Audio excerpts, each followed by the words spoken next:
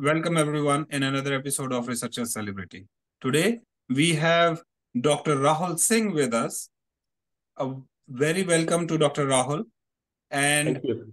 not unlike other our researcher celebrities, Dr. Rahul is from the medical branch. And a brief introduction about Dr. Rahul. Dr. Rahul has done his BDS from Sharda University and then did his master's in social work, MSW, specialization in crisis communication from Allahabad University. Then he got the interested in research as well as in management. So he did MBA from Faculty of Management Studies, FMS, University of Delhi, and PhD in Healthcare Management from Sharda and AIMS. Currently, Dr. Rahul is head of the Center for Medical Innovation at Government Institute of Medical Services in Greater Noida. He joined as resident doctor there during the COVID for crisis management, and we will be discussing this in more details. With this brief introduction, I would like to welcome Dr. Rahul at the platform. Thank you, Dr. Rahul. Thank you. Thank you, Dr. Raja. Thank you for having me here. So it is a great honor to be at this platform, and we'll try to complement this platform and try to share my expertise and experience so that we add value to the ecosystem. Thank you. So we always start our conversations by asking that how and when you decided to become a researcher. I guess becoming a researcher was odd.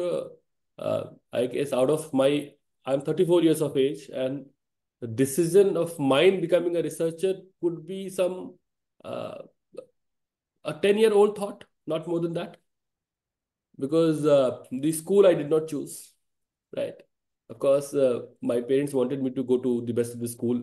I was lucky enough that initially I studied at my father's own school, but I came from a space where the education system was not at par as per the city. We grew up in a small town, but then luckily my father was a teacher and he made sure that I go to the best of the schools.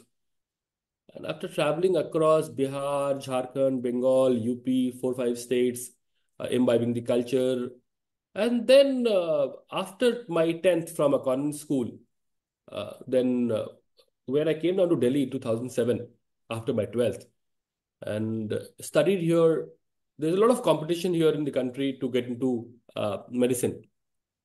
Prepared for the first time, could not make it to the government college. Second time again, I prepared, missed out. But then we got to know that dentistry is a very good option. Until the time I was all focused for medicine, I was not aware of dentistry. But then we thought, okay, let's choose the best of the colleges. We chose Sharda because of it was here in Delhi NCR. We spoke to a few family friends who said, if at all you're study it from a very good college because it is all a skill-based job. If at all you're not good with the skill, you'll not be able to complement your degree. And then it was very expensive. So we had 5-7 options. This was the most expensive option. So my father was like, if at all you're choosing dentistry, let's choose it from the best of the college. And if something that is expensive, definitely it would have much value. So that's how initially we chose. I was first batch. So it was an experimental batch.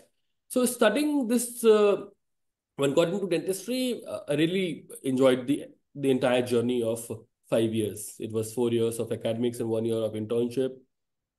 Very passionately, I learned that this is possibly the best way of communicating with the community. First, second year were a little all theoretical, but then third year onward, it was all practical, going to the community, going to the clinics, so patient interaction. In initial first year is all cadaver, dissections, pathology, microbiology. And then you feel that, will these be used anywhere? But then going to third year, fourth year, and then clinics, this human interaction in healthcare saves your energy. Nice. Saves your thought process.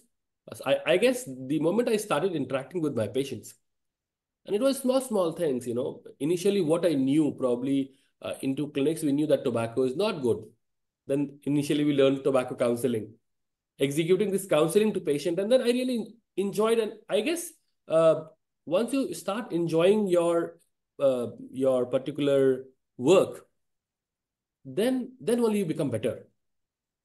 Slowly, Absolutely. this community interaction made us better. And probably to answering your questions, that is how probably I guess from third year onwards, this instinct came into that, working for the community is something which I want. I never wanted to do a PhD then. There's a normal conventional set of mind. You study dentistry, then you do a master's, you start your own clinic, and then you get married, and that's it.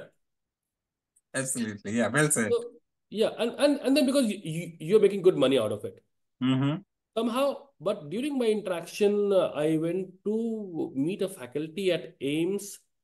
He had done his MSW, and before that, I knew no one who did MS. And then when I saw that there is a department where people can specialize into communication, that to healthcare communication. And I thought that, there's a lot of problem. And because as a clinician as well, budding clinician, we saw that there's a lot of miscommunication, under communication, loss of information. Because what we communicate to patient at the point of interaction, the patients forget it because there's no mode of recording it. Sometimes you have asked your patient to take the medicine 3 times a day. The patient takes it for 3 days. You have asked the patient for 5 days, but 3 times a day. As per the understanding of the patient, So there are too many things. So we believe that right communication is also a medicine. So somehow then I thought of pursuing my MSW. Then when I got to know that we can actually study healthcare communication, I looked for a course. They said, no, we do not have a formal course here in the country, but then you can specialize into a particular domain. You can choose a particular stream. So that's how, after it was done, then I thought of, why not to pursue a PhD? Then the revive PhD probably gave me a reason that I wanted to know that the treatment is available, the patients are available. How come? And then when the biggest moment was when I got to know that pre-cancers are visible with naked eyes. That gave me a backset, if it is visible with naked eyes, then also we have so many patients. We are not able to catch it early. Why? I spoke to my faculty members. They were like, there are too many programs government is doing. Then, so it was all positive thing. So that is how I thought, okay, so I will try to know the reason why there is a delay and then work on the delay. And that's how my PhD topic came in. Reason for delay in diagnosis. And then for probably first of its kind, where we studied the clinician delay and the patient delay. What number of delay is because of the patient's behavior, and number of factors, social determinants. And then what is the number of patients that, that gets affected where there's a clinician delay. Clinician delay is because of the skill set of the clinician, interest of the clinician, availability of the clinician, accessibility of the healthcare. So these are the factors which actually affect the outcome of a disease or screening of a disease. So that is where we studied the social aspect of delay. How does it affect that your, the woman in the family, if they're educated, how is it related for early screening? If the woman is earning well or is earning, is that affecting the early screening? And to my surprise, there are too many factors it actually affects. And then so it was interesting PhD. And as I always say, passion has to go with PhD. I never wanted to do a PhD just to get a job. Because the moment 2014 I passed out, 2016, January 7th, I had my own clinic. I was very clear. People said that it is not possible. You are a young dentist. Nobody will come down to you. I said, I know 3 processes. And these 3 processes I can do the best way. For others, I will call experts and I'll share money. Yes. So this is very interesting start. The stage is set well for the conversation now. As you mentioned that why was your question to start a PhD? That should be a starting point for everyone who is thinking of PhD, to bring their why first. But let's take one step back. As you mentioned briefly about like traditional path is doing BDS, MDS, marriage, get settled, have your own, clinic, and then life is great.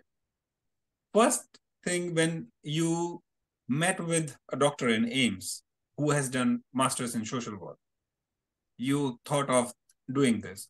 What was the biggest challenge you faced when it came to, talking to everyone, or what I'll say is like crisis management, as you mentioned, for your MSW you did?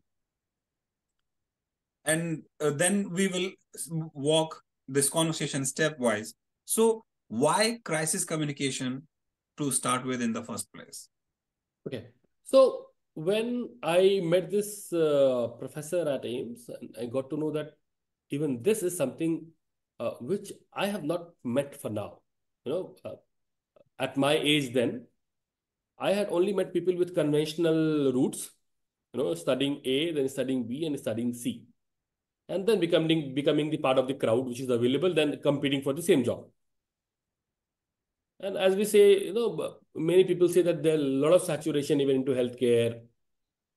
I always believe that saturation will always be there because the amount of population that we have. But what will segregate from the saturation is your skill. Absolutely. So that's the very important clarity which I had. And then coming down to what you asked, why crisis communication? I actually, when while interacting with the community, I actually wanted to study healthcare communication.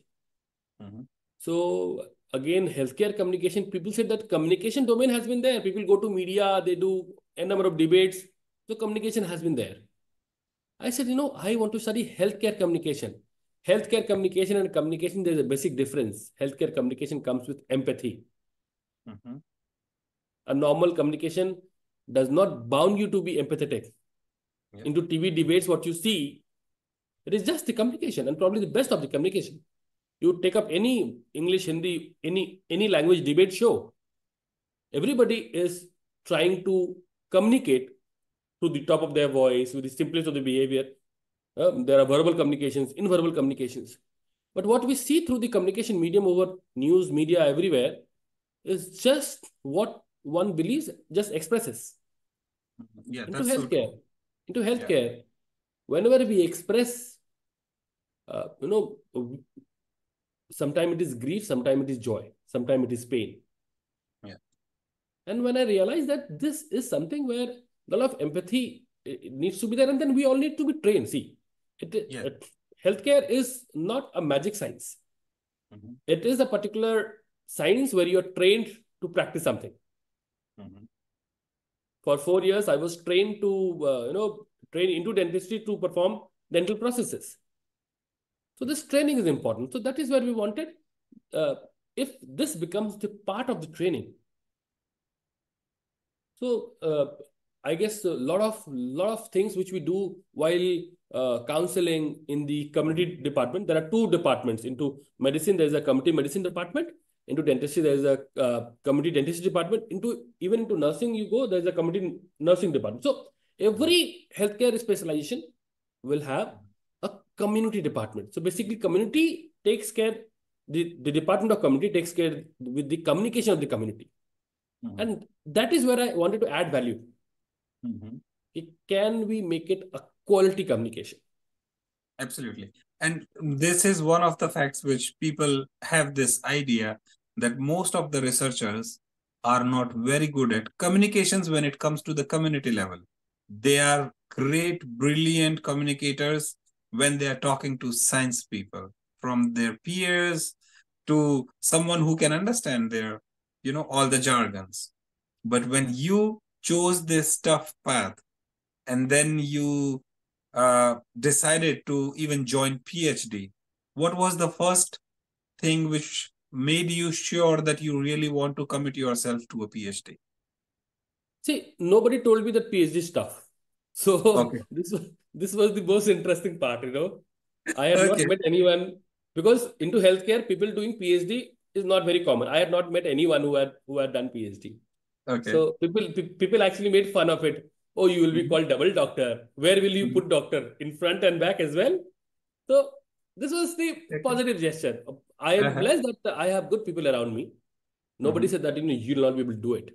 And it is very, very important. Always get surrounded by people who puts in faith into you. Yes, है ना? And then put faith at right time and right skill. ऐसा नहीं कि just they tell you anything and you get on the top. I agree. You should have faith in your skill. That's point number one. And then people around you play a very, very important role. Because I say nobody told me that it is not doable. And then I thought it is actually doable. This would be really interesting. Management school will offer me the management guideline, the one of the top medical school in the country. One of the guide agreed to be my co-supervisor. And then I told him that, this PhD would be a sort of landmark PhD where we are studying delay because of clinicians. Mm-hmm. You will not find papers on this, very, very few. Mm-hmm. And then we actually wanted to know, apart from science, there is social science factor as well that leads to Yes, delay of the disease. true. And what happens is this particular era is a era of interdisciplinary people. Yes. So I knew my background, I knew my strength.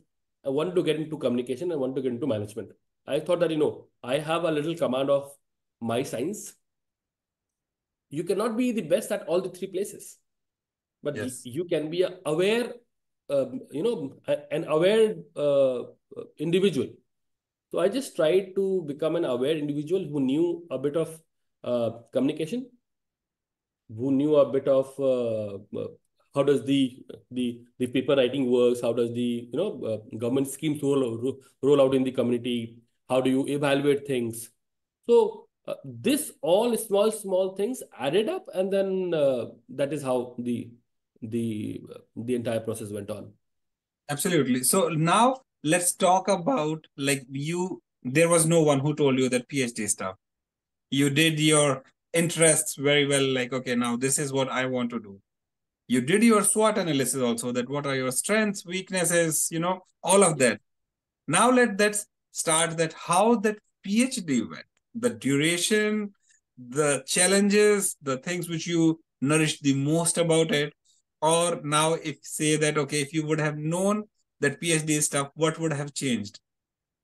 Okay, so before joining PhD, nobody told me that PhD is tough. But after joining PhD, I realized it is tough, right?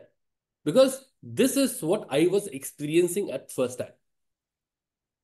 The entire process, writing the exam to get into the university was first thing, appearing for the interview, again waiting for the result. Then there was a session on research methodology where it was a mandatory that you have to, take off from your job and come down. That 6 months were mandatory to come down to the campus. Uh, Studying that part of it, then they had asked me that if at all you want to pursue research methodology is mandatory, and other subject in which you want to specialize, you have to present international papers, a synopsis of international papers every week of 4 papers. Oh, So wow. that by the end of the month you have 16 papers and 4 synopsis.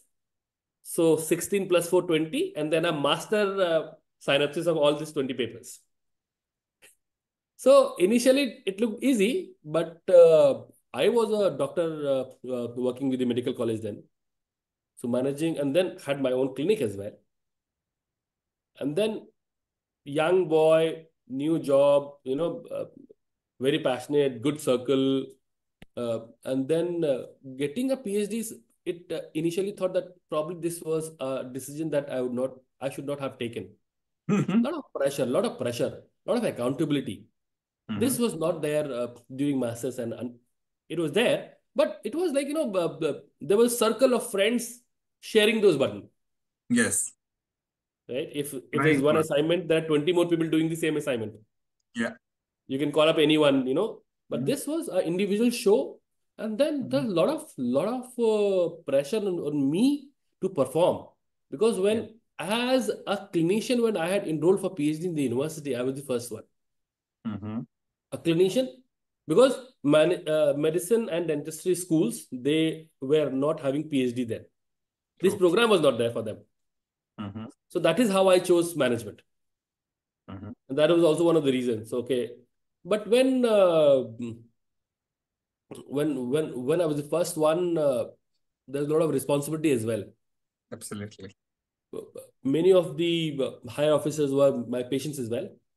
Mm-hmm. And every time when they asked that what, and every time they met, they asked me the development of PhD.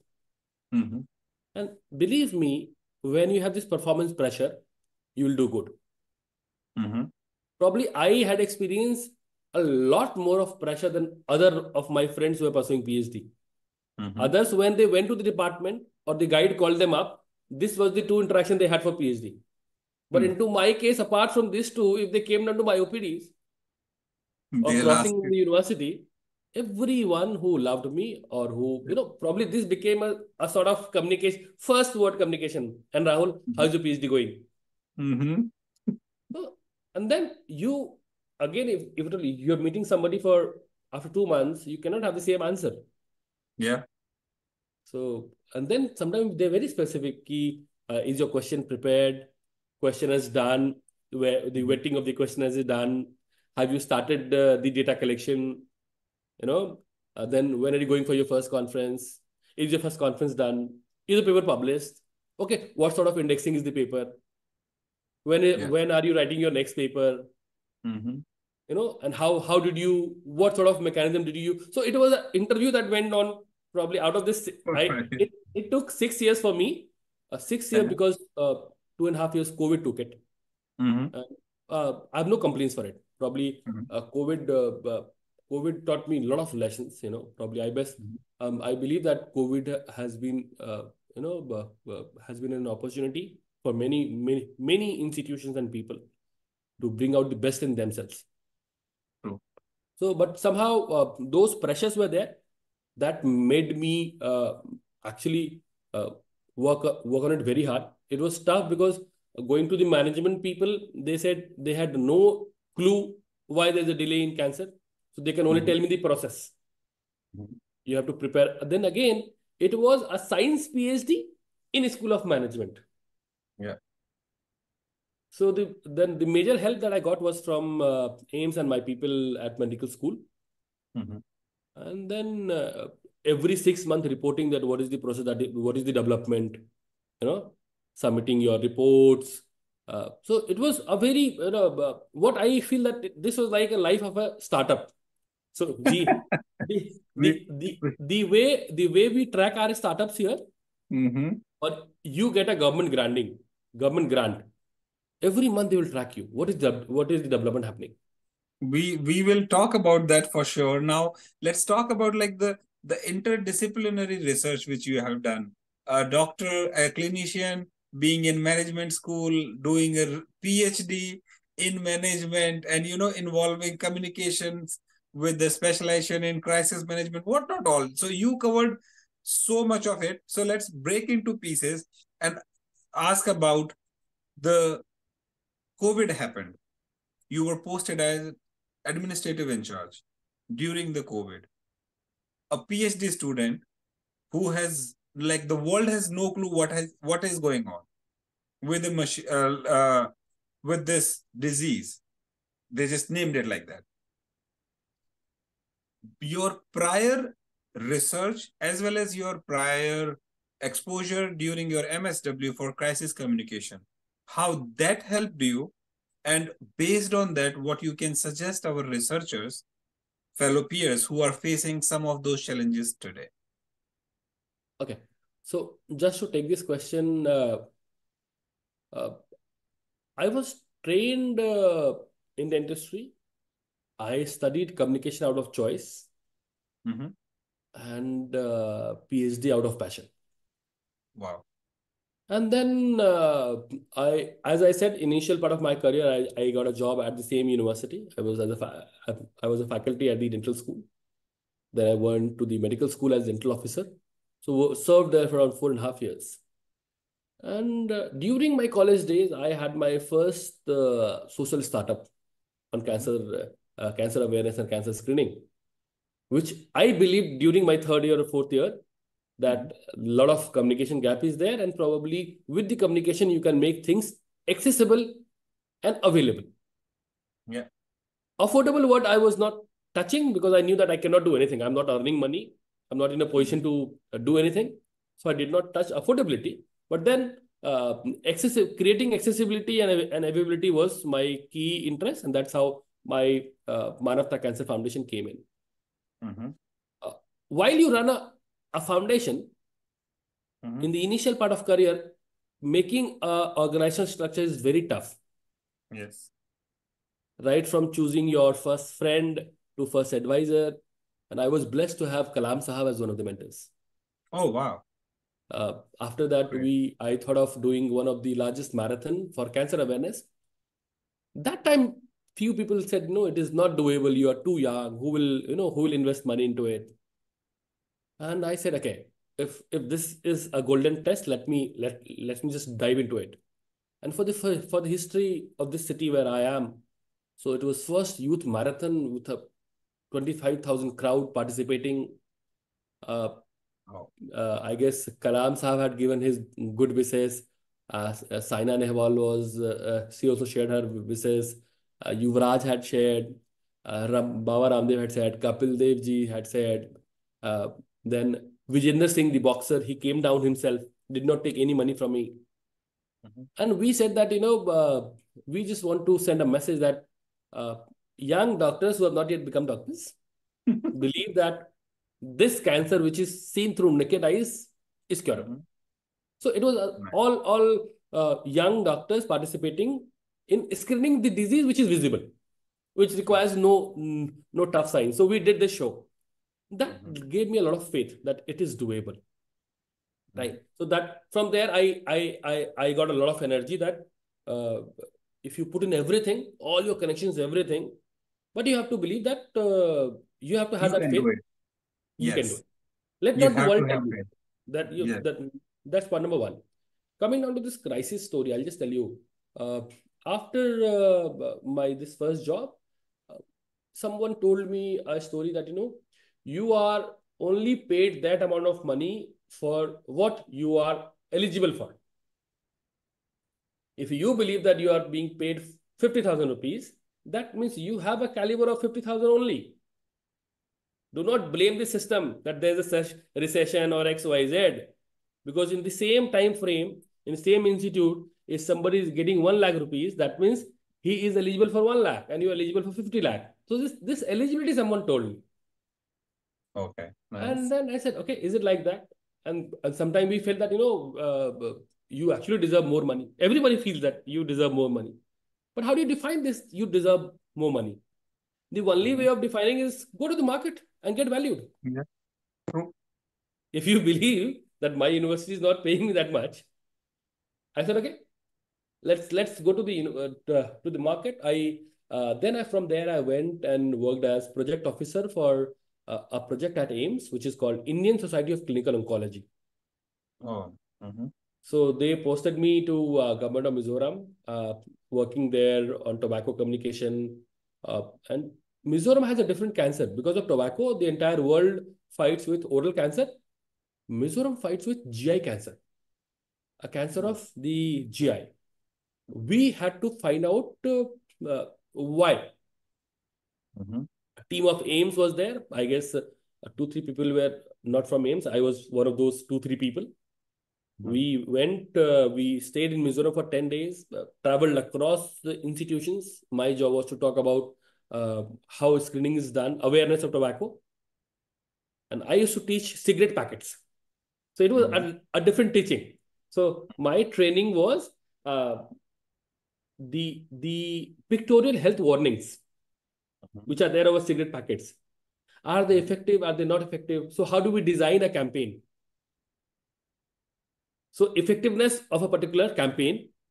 So this was something which I taught. And initially the examples that I took was from the cigarette packets. And after this particular scenario, we got to know that there's a local drink in Mizoram that's called Tuibur. It is a fermented tobacco that is served as a welcome drink. Then we got to know that probably this is one of the reasons why people are having GI cancer. So I'm just quoting this particular part of my life journey. That gave me because I actually went to a state which I'd never been to, was trying to study something different which I never believed, because my interaction with tobacco had created a perception that tobacco causes oral cancer. Yes. And then it was a big opportunity because it was a team AIMS which was working, and I was fortunate enough to work for them. It was just a blessing, in fact. So one of my mentor who met me accidentally, I do not know, there was an event happening at AIMS that's called Pulse, one of the largest medical fest. So into that fest, my foundation, the first social foundation, was a NGO partner. So that's how he came down to my stall and gave his card. It is a story some 10 years back. He gave me his own card. He's a radiation oncologist at AIMS. He gave me his card and tell me that if at all you need something, just let me know. I do not know that one exchange of card changed out things for me. Got me my PhD guide, got me a good mentor, and he gave me a lot of opportunities. And the biggest of all, he trusted me a lot. And the most important thing that you need in your career is somebody who can trust you. Yeah, Coming down absolutely. to this, COVID came into picture. When COVID came into picture, this is an interesting journey. The entire city was shut down. My father calls me up that his old friend is stuck into a hotel where everybody has run away. There's just one guard, whatever he cooks for himself, he's serving that food to him. That too only rice someday. So because it's been 4-5 days, now that gentleman called up my father. My father told him, see if at all you can help him. Because he knew that, as doctors, we were allowed to go out. And because I had my clinic then, and then this was before joining this place, when there was a complete lockdown. One fine day, what happened was even the dental clinics were closed down. And there's nobody in the city treating dental emergencies. So it was complete shutdown. So one fine day, I received a call from somebody, Doc Saab hai? I said, yes. So we want to come down to your clinic. I said, it is all closed, so it is very urgent. Please do not keep down the phone. I said, what happened? Doc Saab, we went to a gynecologist. She has been treating my wife. And now the pain is so severe, she has asked me to see a dentist now. So seeing a gynecologist in the COVID was possible. But seeing a dentist, nobody is opening up the clinic. And she is dying in pain. I said, okay. But he did not tell me a very important thing, which I'll tell you. He just said that his wife has been going to a gynecologist, and then now she has severe tooth pain. I said, okay, if this is really urgent, you reach the clinic, I'll just reach and I'll see you. And then we were operating for a few patients out of protocol. I was waiting at the clinic. It took them 1 hour to come. And what they had told me on phone, that they stay nearby my society. And out of that care also I came. When I came, I asked them that the time kyun laga? Like, why did you take so much of time? This gentleman tells me my wife is 8.5 months pregnant. And we had no autos. We don't have a car. She walked this 1.5 kilometers. Walking, sitting, because the pain was so bad. We had no accessibility of anyone who could treat this disease of her, because the medicines, the doctor was giving paracetamol, and because that is the only permissible thing. I saw the patient, treated the patient, but then that gave me an opportunity that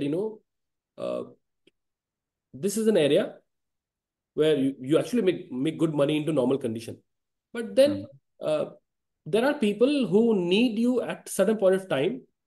Yes. And you will see that you have to create a condition where you can serve people in a different way, not in the normal conditions. So Mm-hmm. after that, I started something called dental emergency. Mm-hmm. So then when I started, it was also a little different that nowhere after 10 p.m. you will not find any clinics open across Mm-hmm. country. Mm-hmm. Only hospitals are open. Mm-hmm. Uh, and in case of acute pain, when the patient has taken too many of medicine, too many Mm-hmm. times, 4 or 5 times, Mm-hmm. there's a time when these medicines are not effective. So that Yes. is the time when you have to inject anesthesia and open up the tooth so Mm-hmm. that the pus pressure releases. So when we started this, and we started this out of my foundation, a zero charge fee. That if night, if we get a call, we will come treat you and we will not charge any money. Oh, nice. Very good. The reason was to promote that this foundation is doing something different which nobody else is doing. Lovely.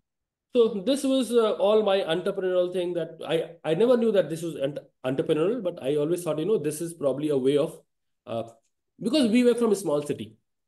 So this is one thing which I really actually want to touch upon on the last section of this conversation, that about your thoughts, that how to make these things accessible and affordable. You started, all these foundations for helping the society. You got the patents as a researcher.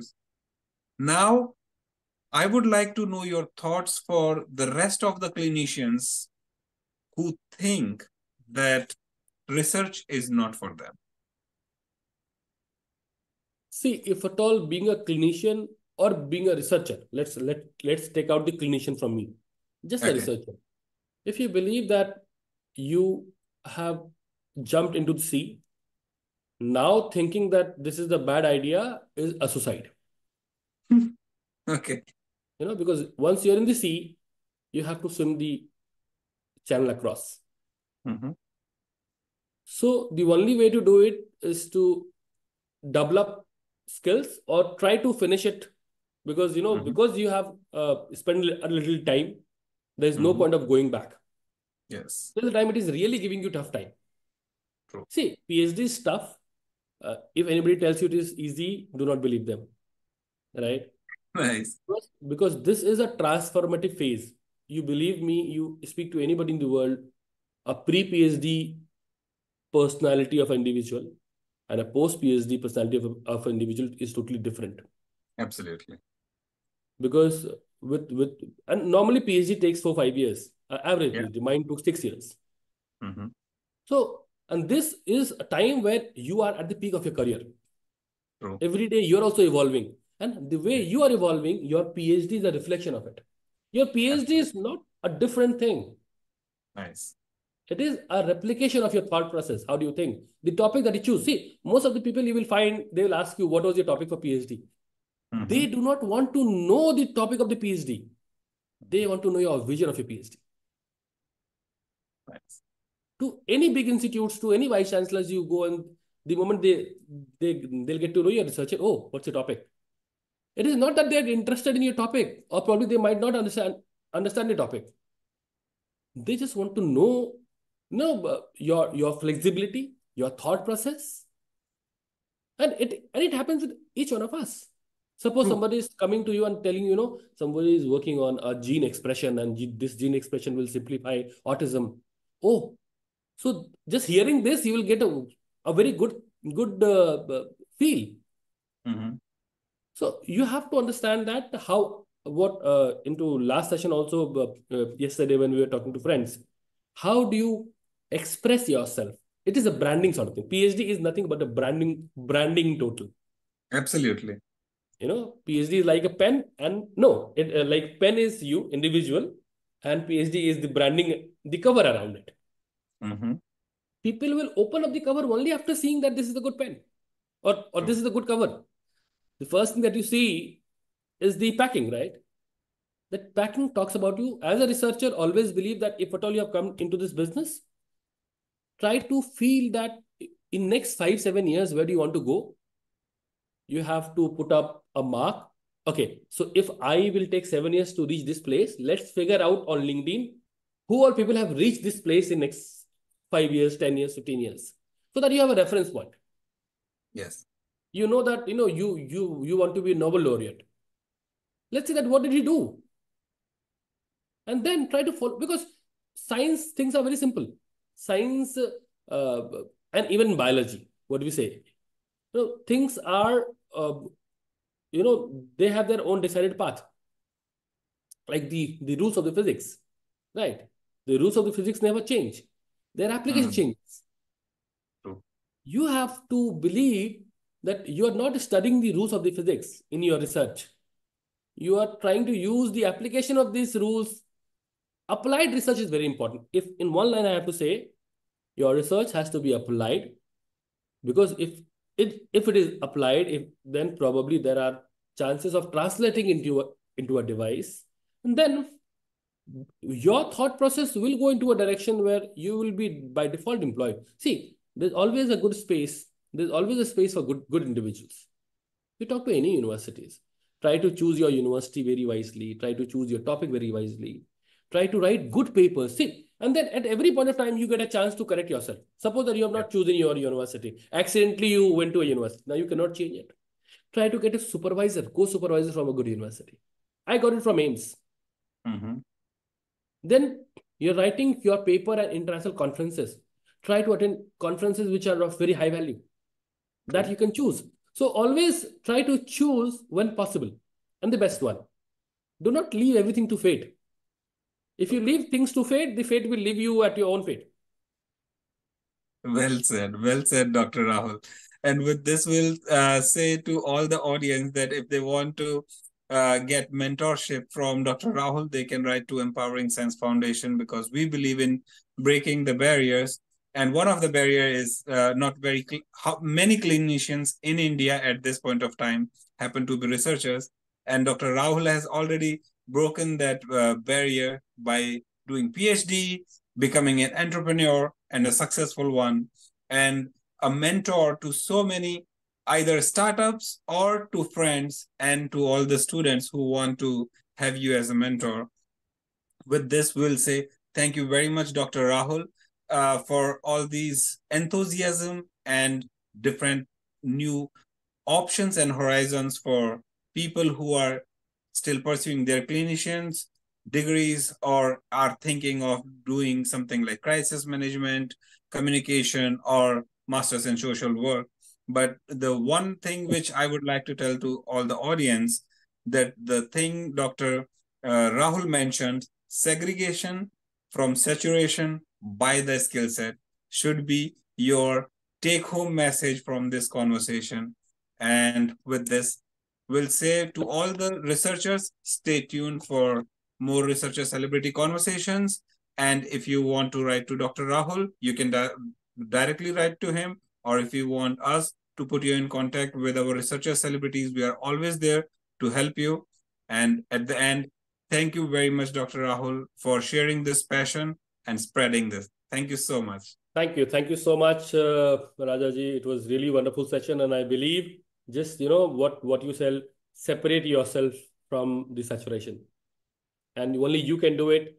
Institutions will not do it. Others will not do it. You'll have to believe in you, have faith in yourself. And platforms like this, which Raja Babu has created, is bridging the gap. So thank you. Thank you to this Empowering Science Foundation. This is the right thing that you're doing, bridging the gap. Thank you so much. Thank you so